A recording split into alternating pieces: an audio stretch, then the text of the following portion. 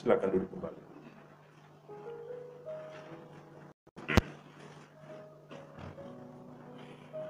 Salam Bapak Ibu yang dikasihi Tuhan. Mari kita akan bersama-sama membacakan firman Tuhan pada pagi hari ini yang sambil dalam kitab Rut pasal yang pertama ayat 1 sampai dengan ayat ke-22. Kitab Rut pasal yang pertama ayat 1 sampai dengan ayat yang ke-22.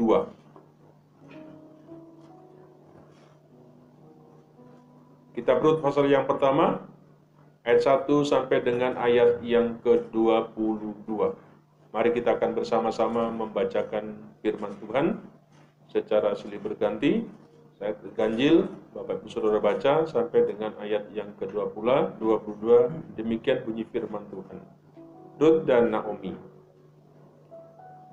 Pada zaman para hakim memerintah, ada kelaparan di tanah Israel. Lalu pergilah seorang dari Bethlehem Yehuda beserta istrinya dan kedua anaknya laki-laki ke daerah Moab untuk menetap di sana sebagai orang asing. Orang itu ialah Elimelek, nama istrinya Naomi, dan nama kedua anaknya Mahlon dan Kilion. Semuanya orang yang rata dari Bethlehem dan Yuda. Dan setelah sampai ke daerah Moab, diamlah mereka di sana.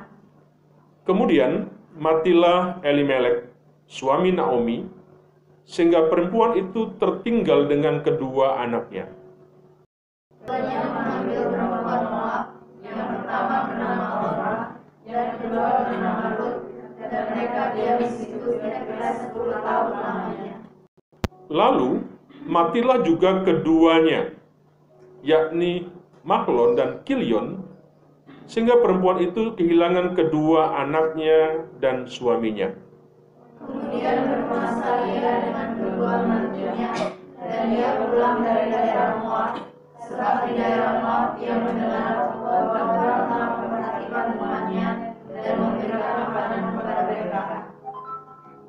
Maka berangkatlah ia dari tempat tinggalnya itu bersama-sama dengan kedua mantunya, ketika mereka sedang di jalan untuk pulang ke tanah Yehuda. Berkatalah Naomi kepada kedua mantunya itu, pergilah, pulanglah masing-masing ke rumah ibunya. Tuhan kiranya menunjukkan kasih kepadamu, seperti yang kamu tunjukkan kepada orang-orang yang dalam hati itu dan kepadaku. Kiranya atas karunia Tuhan kamu mendapat tempat perlindungan masing-masing di rumah suaminya. Lalu diciumnyalah mereka, tetapi mereka menangis dengan suara keras. Dan berkata kepadanya, tidak, kami ikut dengan engkau pulang kepada bangsamu. Tetapi Naomi berkata, pulanglah anak-anakku, mengapakah kamu turut dengan aku? Bukankah tidak akan ada lagi anak laki-laki yang kulahirkan untuk dijadikan suamimu nanti? Pulanglah anak-anakku, pergilah, sebab sudah terlalu tua aku untuk bersuami. Seandainya pikirku ada harapan bagiku, dan sekalipun malam ini aku bersuami, bahkan sekalipun aku masih melahirkan anak laki-laki. Masakan kamu menanti sampai mereka dewasa? Masakan karena itu kamu harus menahan diri dan tidak bersuami? Janganlah kiranya demikian, anak-anakku. Bukankah jauh lebih pahit yang aku alami daripada kamu? Sebab tangan Tuhan teracung terhadap aku. Menangis pula mereka dengan suara keras, lalu orang mencium tuannya itu membela diri, tetapi Rut tetap menolak kepadanya. Berkatalah Naomi, telah pulang iparmu kepada bangsanya, dan kepada para ilahnya, pulanglah mengikuti iparmu itu. Tetapi kata Rut, janganlah desak aku meninggalkan engkau, dan pulang dengan tidak mengikuti engkau. Sebab kemana engkau pergi, ke situ jugalah aku pergi, dan di mana engkau bermalam, di situ jugalah aku bermalam. Bangsamu lah bangsaku, dan Allahmu lah Allahku. Di mana engkau mati, aku pun mati di sana, dan di sanalah aku dikuburkan. Beginilah kiranya Tuhan menghukum aku, Bahkan lebih daripada itu, jikalau sesuatu apapun memisahkan aku dari engkau, selain daripada maut. Ketika Naomi melihat bahwa berhasil untuk ikut bersama-sama dengan dia, berhentilah ia berkata-kata kepadanya. Dan berjalanlah keduanya sampai mereka tiba di Betlehem. Ketika mereka masuk ke Betlehem, gemparlah seluruh kota itu karena mereka. Dan perempuan-perempuan berkata, Naomi kah itu? Lalu berkata kepada mereka, Naomi, sebutkanlah aku marah, sebab yang Maha Kuasa telah melakukan banyak baik-baik terhadapku. Dengan tangan yang penuh aku pergi, tetapi dengan tangan yang kosong Tuhan memulangkan aku. Mengapakah kamu menyebut aku Naomi? Karena Tuhan telah naik saksi menentang aku, dan Yang Maha Kuasa telah mendatangkan malapetaka kepadaku. Demikianlah Naomi pulang bersama-sama dengan Rut, perempuan Moab itu, menantunya, yang turut pulang dari daerah Moab, dan sampailah mereka ke Betlehem pada permulaan musim menuai jelai. Amin.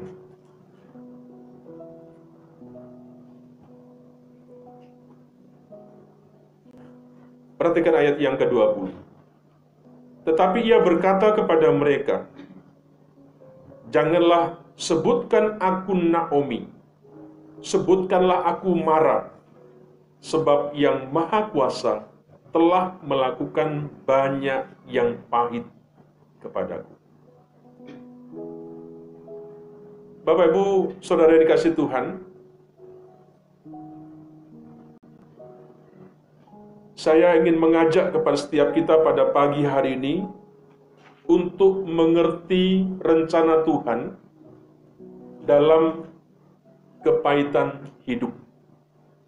Ya, mengerti rencana Tuhan dalam kepahitan hidup.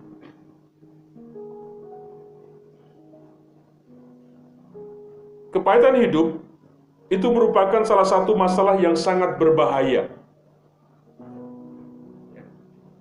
Kalau seseorang sudah mengalami apa yang namanya kepahitan hidup, ini sangat berbahaya dalam kehidupan kita. Kenapa?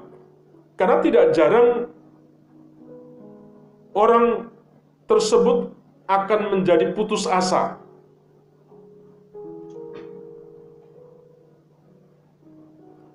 Bahkan bisa jadi orang yang demikian akan dengan mudahnya saja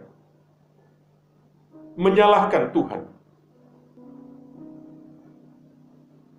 Tidak hanya menyalahkan Tuhan, tetapi juga bisa dengan sebuah tindakan yang nyata, orang ini bisa meninggalkan Tuhan. Kalau sudah menyalahkan Tuhan, maka bisa jadi orang yang seperti itu akan meninggalkan Tuhan.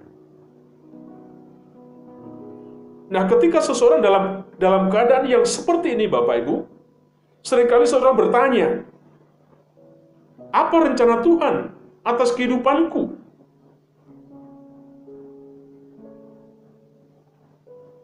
Mengapa Tuhan membiarkan kehidupanku seperti ini? Dan banyak pertanyaan-pertanyaan yang bisa muncul dalam kehidupan kita, dalam pikiran kita.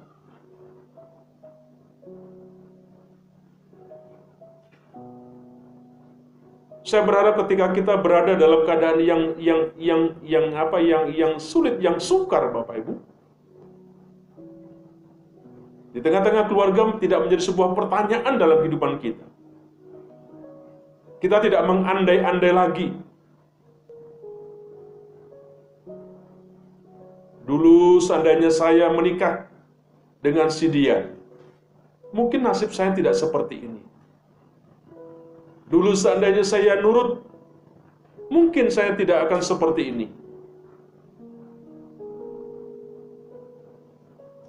Orang-orang yang dalam kepahitan hati, pertanyaan-pertanyaan itu seringkali muncul.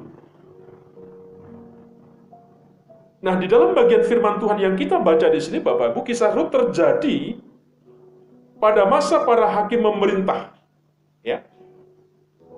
Nah, kitab ini, Bapak Ibu, menunjukkan Kalau kita menyelidikinya, nah kitab Rut ini menunjukkan bahwa di tengah-tengah kemurtatan moral, ya, terjadi kemurtatan rohani pada waktu itu. Konteksnya seperti itu, ya. Nah, walaupun dalam situasi, dalam kondisi yang seperti itu pada waktu itu, ya, ternyata terdapat sisa-sisa orang yang masih saleh, orang-orang yang masih setia, orang-orang yang masih menghormati Allah.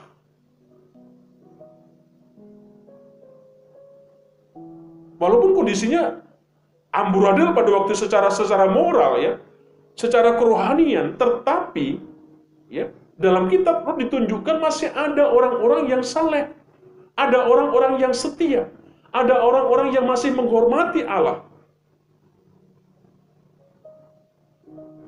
Ingat Bapak Ibu, di dalam kitab ini pun, ya, ditekankan bahwa Allah itu tetap aktif, ya, di dalam kehidupan orang yang tetap setia kepada Allah. Kita membaca di situ, kita bisa menemukan di situ Allah tetap aktif, tidak pasif, tidak diam saja dalam kehidupan orang-orang yang setia dan orang-orang yang sungguh-sungguh hidup dalam firman-nya. Bapak Ibu, saya ingin mengajak di tengah-tengah situasi yang mungkin seperti yang sedang terjadi hari-hari ini, Bapak Ibu, sebenarnya yang penting bagi kita ingin belajar. Apa itu? Apakah kita menjadi sosok pribadi, umat, yang tetap setia kepada Allah, yang tetap memegang teguh kepada firman-Nya, yang tetap menghormati Allah, atau sebaliknya tidak? Di tengah-tengah kesukaran, di tengah-tengah kepahitan hidup, kitab Rut menyatakan itu kepada setiap kita. Kondisi, situasi, sikon bisa berubah. Bisa tidak seperti apa yang kita harapkan. Tetapi ingat Bapak Ibu, bagi orang-orang yang setia kepada Allah, orang-orang yang sungguh-sungguh hidup dalam firman-Nya, Allah kita, Allah yang aktif. Dalam pembacaan tadi Bapak Ibu, sekalipun Naomi, ya, adalah pengikut yang setia, tetapi kalau kita baca tadi, ia mengalami sebuah kemalangan besar.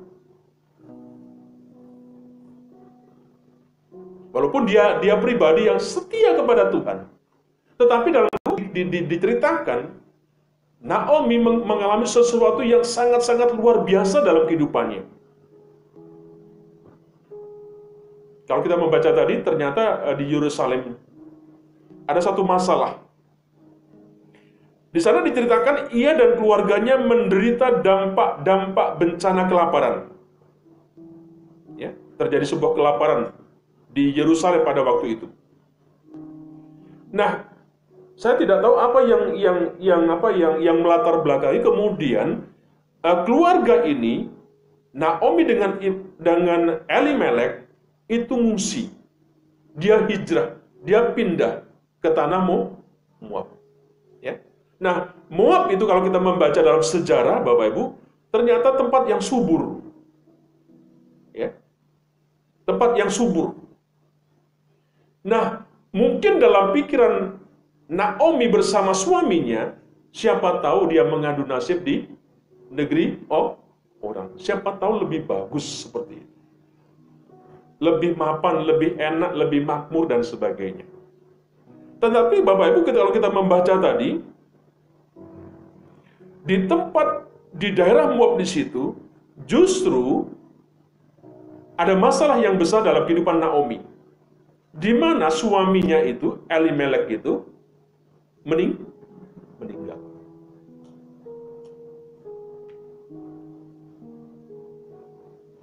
Bayangkan pinginnya bersama-sama, tetapi ketika ada di Moab, suaminya dipanggil Tuhan.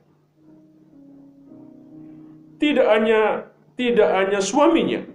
Tadi kita membaca, kedua putranya, Mahlon dan Kilion pun itu sama, meninggal. Kita tidak bisa membayangkan bagaimana dalam keluarga itu terjadi seperti itu. Suaminya meninggal, anak-anaknya meninggal, tinggal dengan kedua menantunya. Menantunya dua-duanya orang Moab. Bapak Ibu, kalau kita membaca dalam hukum Musa, ternyata kenapa orang Yahudi ya itu tidak boleh menikah dengan bangsa Moab. Memang ada hukum yang melarang, tidak boleh mereka kawin dengan bangsa Moab. Ya. Sehingga itu muncul, itu menjadi sebuah dasar kenapa anak-anak kita tidak boleh menikah ya, dengan yang tidak seiman, karena nanti bisa membawa kepada kehidupan kepada Allah yang lain seperti itu. Sama dengan ketika anak-anaknya menikah nanti dengan Moab, maka dia akan menyembah kepada Baal, kepada Allah-Allah yang lain yang dimiliki oleh Moab. Bapak Ibu, kita bisa membayangkan bagaimana keadaan daripada Naomi ini dengan seorang diri, ya, ditambah dengan menantunya dua orang ini. Mahlon dan Kilion. Mahlon itu artinya penyakit. Ya. Bahasa Ibraninya Mahlon itu penyakit dan Kilion itu ada kelemahan. Sebab itu anak muda nanti yang kalau menikah maupun punya anak, kalau nakal anak jangan sembarangan. Ya, jangan asal kasih nama. Ya. Namanya seperti itu dan umurnya tidak panjang. Saya tidak tahu Mahlon apakah karena sakit-sakitan sehingga dia dikatakan Mahlon seperti itu. Apakah dengan Kilion juga sama seperti itu? Rut mengatakan di dalam ayat yang kita baca 13:21, dia mengatakan tampaknya Tuhan telah meninggalkan. Bahkan Allah menentang. Bapak Ibu, saya lupa berapa puluh tahun yang lalu, ketika saya ada di sini, Bapak Ibu, kita bersama di tempat ini ada banyak gonjang-ganjing di tempat ini, Bapak Ibu. Ada teman yang menyarankan Pak Hadi lebih baik pindah dari tempat ini. Ya, teman pendeta ngomong di sini tidak ada masa depan, banyak masalah dan sebagainya. Ya, belum lagi istri ngajak, gimana kalau kita kembali lagi ke Malang, ke gereja di mana dulu kita melayani. Di sana enak, tidak sulit, tidak sukar. Mungkin ayah tinggal kuliah lagi dan sebagainya. Bapak Ibu, ada sesuatu yang saya tanam dalam hati saya, yang saya pegang, saya hidupi. Ya. Saya datang ke tempat ini bukan karena kemauan saya.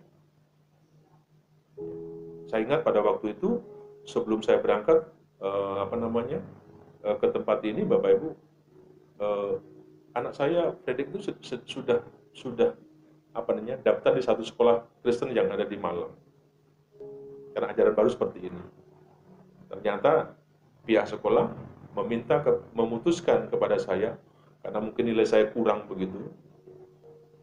Nilai IP saya kurang, harusnya 2,5, saya 2,4 atau 2 berapa begitu. Sehingga belum memenuhi syarat untuk S1. Sehingga saya di stop di jalan. Jadi harus praktek. Ya, namanya nggak di ini, berantem Bapak Ibu. Ya, intinya berantem lah. Saya datang ke tempat ini bukan karena kerinduan saya, tidak. Saya ingin rindu untuk ke arah ke timur. Ya, ke arah timur lah saya ingin ke sana. Tapi justru Tuhan buat ke sini.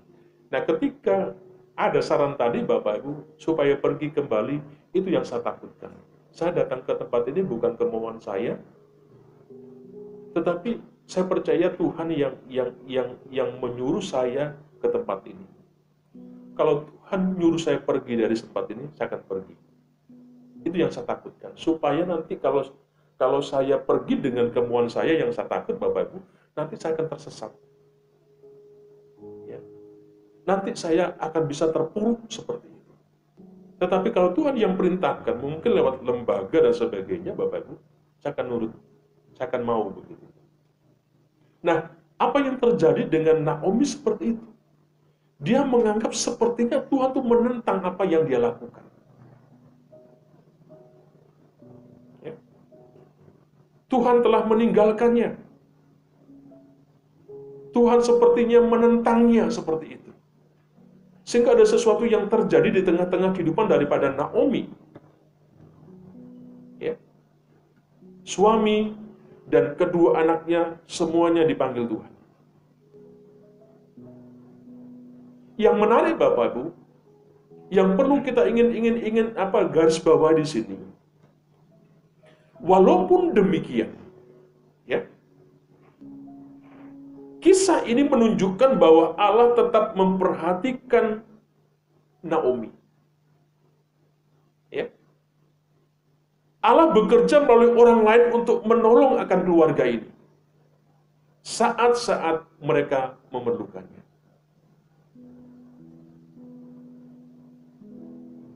Saya percaya seperti halnya juga dengan Naomi, orang percaya mungkin setia kepada Kristus, namun ketika mengalami kesulitan, kesukaran yang besar dalam hidupnya, itu tidak berarti Allah meninggalkan kita. Allah meninggalkan kau, tidak berarti seperti itu. Kalau itu terjadi bagi kehidupan kita yang setia kepada Tuhan, atau bukan berarti bahwa Tuhan itu sedang menghukum kita. Tidak. Ya.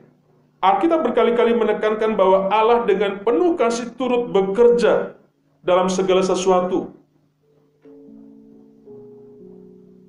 dalam kehidupan setiap kita. Dengan kata lain, Bapak Ibu, Naomi adalah seorang yang mengalami kepahitan besar dalam hidupnya. Sebesar apa kepahitan hidupmu? Tetapi Naomi mengalami yang begitu luar biasa.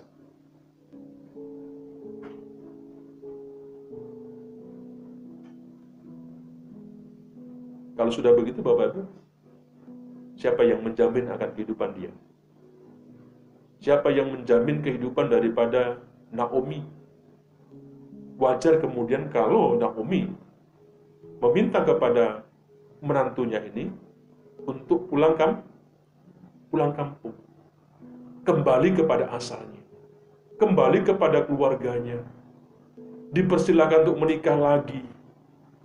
Ya, siapa tahu kehidupannya setelah menikah ada masa depan. Sampai ke sesuatu yang normal, yang bijak. Naomi meminta kepada menantunya ini. Tetapi dalam cerita tadi Bapak Ibu, hanya satu menantunya yang masih mau tinggal bersama-sama dengan Naomi, yaitu yang bernama Ruth. Orpanya tinggalkan. Bapak Ibu, ketika pulang tadi kita membaca, ketika ada yang bertanya, ada yang menyapa, oh Naomi ini. Naomi berkata, jangan sebut aku Naomi.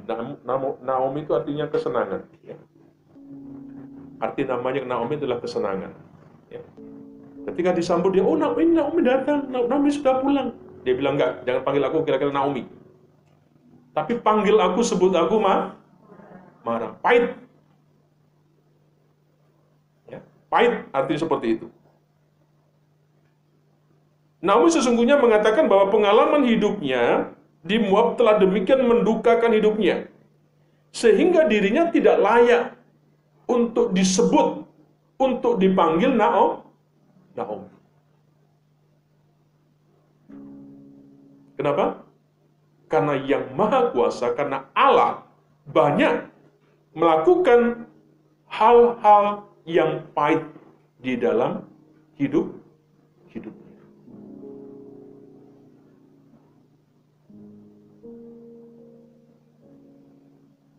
Bapak Ibu, Naomi sadar bahwa semua yang terjadi dalam hidupnya bukan merupakan suatu peristiwa kebetulan. Ya. Bukan sebuah peristiwa kebetulan. Tetapi adalah sebuah campur tangan Allah di dalam setiap peristiwa itu.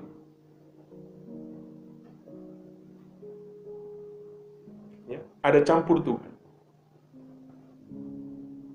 Bapak Ibu, kemarin ketika kami rapat LPB di sini, belum selesai, sudah bubar, maksudnya sudah bubar, kita rapat selesai, kita ngobrol-ngobrol, kemudian datang Bu Kadus ke sini. Pak Pendeta, ada apa? Ini, kumpul-kumpul. Saya bilang, Ibu dari mana? Kok tahu? Ada yang lapor. Pak Kadus sudah memberitahu nggak sama RT? Dia berkata seperti itu. Saya bilang, Ibu nggak tahu aja. Ibu tahu kan di sini, dulu waktu kita nangkap, waktu ini kita memberitahu. Ibu tahu kan seperti apa? Saya bilang, Bu, baca tulisan, saya pakai baju LPPD Kabupaten Kerala. Saya bilang, Bu, LPPD ini yang membentuk, yang mengangkat, yang memberhentikan Selika. SK saya ketua umumnya, saya yang angkat beliau. Nanti kegiatan di sini saya akan laporkan kepada beliau. Ya, Pak Adi jangan ngomong tes Selika dulu dong. Bukan, misalnya. Dan akhirnya Bapak Ibu, ada teman yang kenal dengan mereka, beberapa kenal gitu kan. Jujur dalam hati Bapak Ibu, ada sebuah keraguan. Mari kita persiapan. Saya berkata, Liz, layan, apakah memungkinkan kalau kita ibadah lagi ke rumah-rumah? Saya bertanya begitu. Diam semua, geleng-geleng kepala. Takut, mungkin. Saya paham, saya ngerti. Tidak ada sebuah pilihan yang lain, Bapak. Tempat ini kan kita pakai. Bagaimana nanti?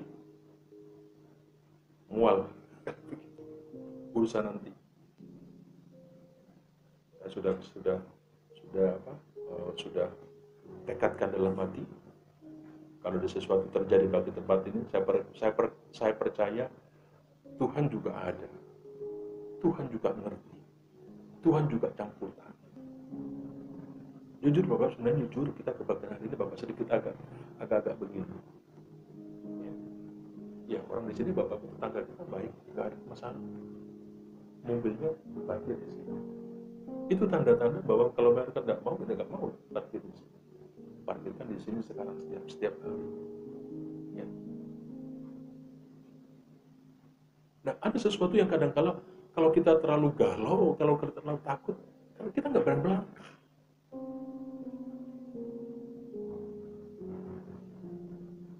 Pak Knus, Pak, kita ibadah di mana? Di BC. Tapi di mana? Apapun yang terjadi kita akan ibadah. Bapak Ibu, ini sesuatu yang kadang-kadang tidak kita mengerti, yang tidak kita rancang sedemikian rupa dan sebagainya. Tapi saya percaya ada karya Tuhan gitu. Ada penyertaan Tuhan yang Tuhan lakukan dalam kehidupan kita. Nah, yang sering kali terjadi ketika kita melangkah ini kita nggak berani.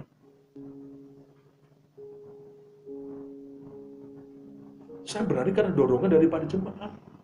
Perintah, pakai saja tempat sini. Oke, kira-kira begitulah.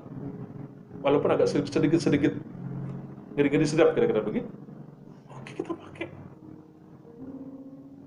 Ya. Bapak Ibu, itu tadi. Jangan menaifkan tentang sesuatu kita sudah diajarkan dalam kitab Rut. Kita punya Allah yang aktif. Kalau di gereja ini, di tempat ini masih ada orang-orang yang saleh. Ada orang-orang yang masih menghormati Allah. Orang-orang yang masih memegang firman-Nya, menghidupi firman-Nya. Allah ini masih aktif. Yang ditakutkan kalau kita yang di tempat ini tidak ada sebuah penghormatan lagi kepada Tuhan. Firman-Nya sudah tidak menjadi sesuatu pegangan yang kita hidupi. Itu yang kita takut. Sepanjang kita hidup seperti apa yang dilakukan oleh Ruth, oleh Naomi seperti itu, ada cara-cara karya-karya Tuhan yang Tuhan bisa buat di tengah-tengah kehidupan kita, di tengah-tengah badan kita. Jujur Bapak Ibu harus kita akui. Ya. Masalah demi masalah yang telah menghalangi mata iman kita. Persoalan-persoalan seringkali membutakan akan iman percaya kita.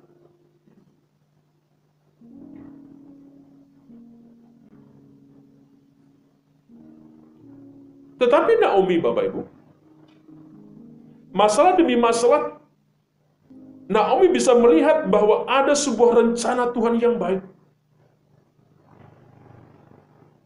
Ya. Apa rencana yang baik? Kalau kita melihat kepada sejarah, ternyata Ruth yang setia mengikuti Naomi, ini yang sebenarnya harusnya menjadi sebuah pengakuan kita. Allahku, Allahmu juga Allahku. Bangsamu, bangsamu. Ya. Gereja ini bukan gerejaku, tetapi gerejamu. Milikku.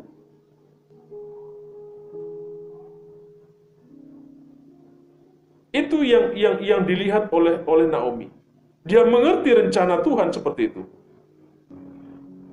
Ruth yang setia mengikuti Naomi telah berkomitmen, telah sungguh-sungguh untuk menyembah kepada Yahweh, kepada Allah.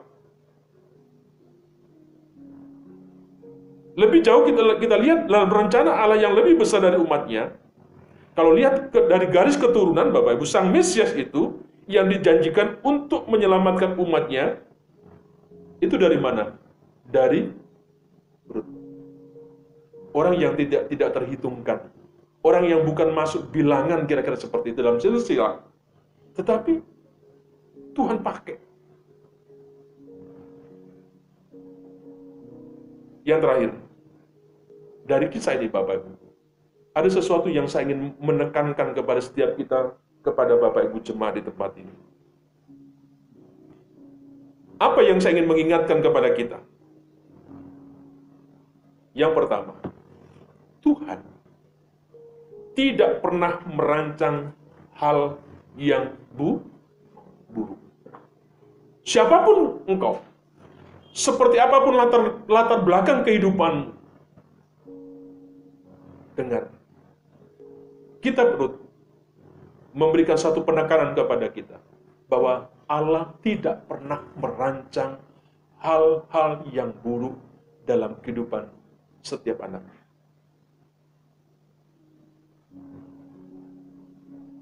Ingat Bapak Ibu, pergumulan apapun saja, persoalan apapun saja,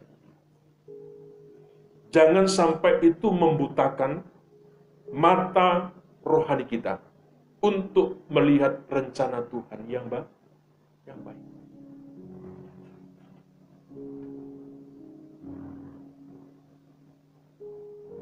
Kalau pendetamu di sini berangan-angan, bermimpi-mimpi yang tinggi seperti layangan, jangan diturunkan.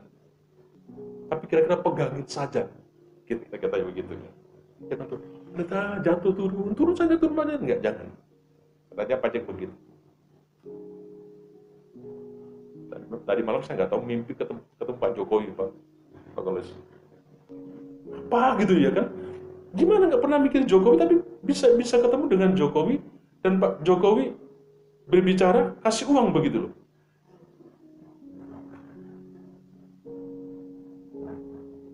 Yang lantur yang apa begitu, tapi nggak bisa, dari mana gitu cerita itu bisa masuk ke memori, ke yang tidak sadar begitu. Apa maksudnya? Bukan ahli mimpi begitu? Ada yang bisa menerjemahkan? Bagi-bagi, saya membantu apa di saat sebuah kegiatan begitu, selesai itu mungkin kasih duit. Amplop suruh ngambil sendiri, ya saya ngambil. Gak mungkin hanya satu, ya banyak lah saya ngambil, bungkus sepatu dikasih banyak, ya ngambil banyak gitu, orang begitu. Ya kan? Ingat Bapak Ibu, yuk saya mengajak menekankan di sini bahwa Tuhan tidak pernah merancang dalam kehidupanmu yang buruk. Kalau ada masalah, ada pergumulan apapun, jangan sampai mata rohani kita itu menjadi buta. Dari mana? Dari kitab Rut ini. Yang kedua, apa yang saya ingin mau tekankan di sini? Percayalah, ya, Tuhan bisa bekerja dan menggenapi rencananya di dalam hidupkan kita dengan caranya yang ajaib.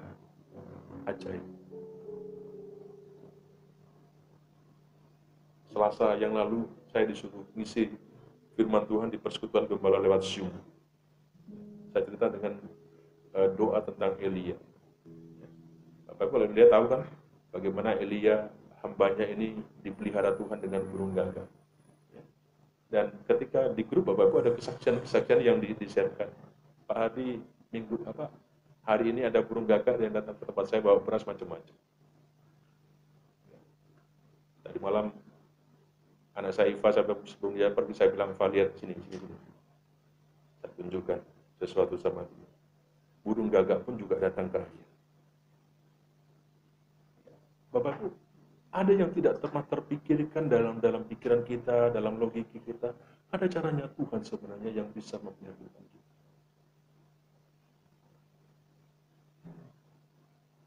Yuk jangan kecil hati Bapak Ibu. Anak-anak kita yang sebentar lagi mau sekolah, jangan takut, jangan was-was. Yang penting lengkapi kira-kira. Kalau sekolah bawakan masker, diingatkan dan sebagainya. Kita doakan anak-anak kita supaya dia tetap aman. Walaupun dikatakan kelari ini adalah zona hitam katanya. Zona hitam itu maksudnya ada gejala-gejala yang dalam beberapa tempat itu zona hitam katanya begitu. Sepanjang itu Bapak Ibu, saya pikir itu cukuplah bagi kita. Aktivitas Bapak selama beberapa pandemi ini tidak seperti dulu, diam di rumah. Banyak hal yang saya buat. Ketemu ini, tapi tetap dengan protokol kira-kira begitu. Sedikit-sedikit cuci tangan. Yang kita kerjakan. Kenapa? Satu hal yang saya ingin mengajak bersama-sama. Ya. Tuhan bisa bekerja. Kita tidak menentang sesuatu yang ada, tetapi dengan cara seperti itu. Mohon maaf Bapak Ibu kalau mungkin hari ini anak-anak kita dilarang untuk ikut ibadah, ya karena itu sebuah protokol yang memang tidak memperbolehkan anak bisa ikut sama kita. Ya. Yang kalau dicek suhunya 37,5 beberapa kali, mohon maaf kalau Bapak Ibu mungkin tidak boleh masuk. Ya supaya tujuannya bukan apa-apa, untuk menjaga sebuah kebersamaan kita. Ya. Saya percaya Tuhan yang akan selalu menjaga, memelihara kita di tengah-tengah situasi dan kondisi yang seperti ini. Sekali lagi, mari kita belajar. Kalau masalah, apa saja yang terjadi, jangan lupa. Yang mungkin itu membuat kita menjadi pahit. Tapi jangan sampai kita lupa tentang rencana Tuhan yang ada. Rut sudah menyaksikan itu kepada setiap kita. Mari kita tunduk kepala, kita berdoa bersama-sama.